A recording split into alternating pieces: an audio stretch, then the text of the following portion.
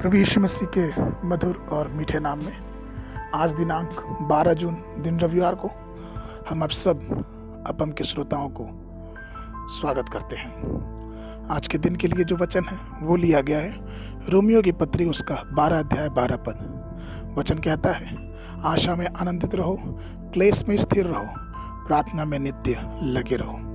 प्रभु मेरे प्रिय लोगों, यहूदियों की पवित्र पुस्तक में लिखा है कि हे मनुष्य, किसी भी दुखद परिस्थिति में अपनी आशा को कभी मत खोना, न ही अपने विश्वास को।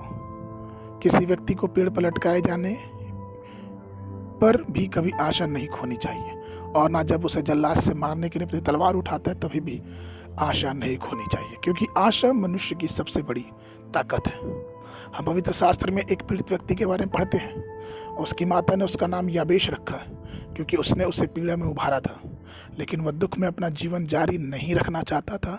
और इसलिए हम पढ़ते हैं पहला इतिहास की पुस्तक उसका 4 अध्याय उसके 10 पद में कि याबेश ने इस्राएल के परमेश्वर से पुकार पुकार के कहा कि भला होता है कि तू मुझे सचमुच आशीष देता और मेरा देश बढ़ाता, और तेरा हाथ मेरे साथ रहता, और तू मुझे बुराई से ऐसा बचा रखता कि मैं उससे पीड़ित ना होता।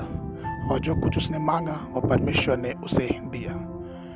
मैं आपको बताऊं कि उस दिन याबेश का जो दुख था वो समाप्त हुआ, क्योंकि उसने परमेश्वर से मांगा। दुख में सिर्फ परमेश्वर ही शांति दे सकता है। यद्यपि आज लोग विभिन्न प्रकार के शोक और दुखों से भरे हुए हैं, लेकिन सिय्योन का परमेश्वर हमें हर प्रकार की शांति से भरपूर करने वाला है। यशायाह नबी की पुस्तक उसका 61 अध्याय उसका 3 पद कहता है, सिय्योन के बिलाव करने वालों के सिर की राख दूर करके सुंदर पगड़ी बांध लूंगा, और उनका बिलाव दूर करके हर्ष का तेल लगाऊंगा, और उनकी उदासी हटाकर यश का ओढ़ना ओढ़ाऊंगा, जिससे वे धर्म के बाज वृक्ष और यहोवा के लगाए हुए कहलाएंगे, और जिससे उसकी महिमा प्रकट होगी।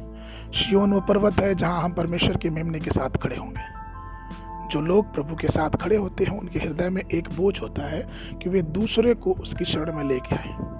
यहोवा ऐसे लोगों का आनंद के तेल से अभिषेक करता है जिनके पास ऐसा दुख है और शोक है, और उन्हें अपनी उपस्थिति में आनंदित करता है।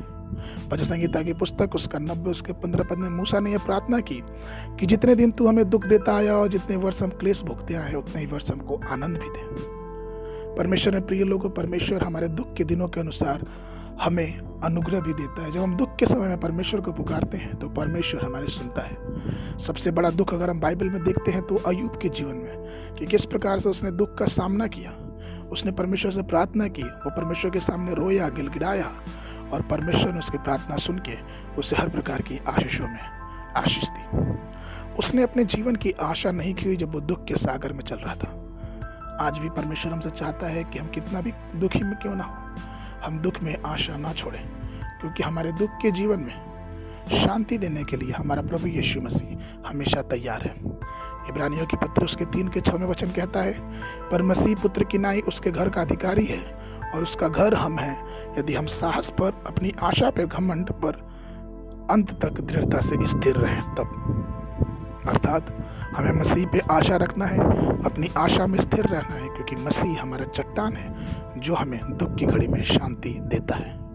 आज के मनन के लिए जो पद है वो लिया गया भजन संहिता की पुस्तक उसका 18 अध्याय उसका 28 पद। हाँ, तू ही मेरे दीपक को जलाता है, मेरा परमेश्वर यहोवा मेरे अंधियारे को उजियाले में बदलता है। आज दिन में बाइबल पढ़ने के लिए सुबह के समय यजरा की पुस्तक उसका 3, 4, 5 अध्याय, और संध्या के समय यूहन्ना रचित सुसमाचार उसका 20 अध्याय। परमेश्वर आप सबको आशीष देने पाए।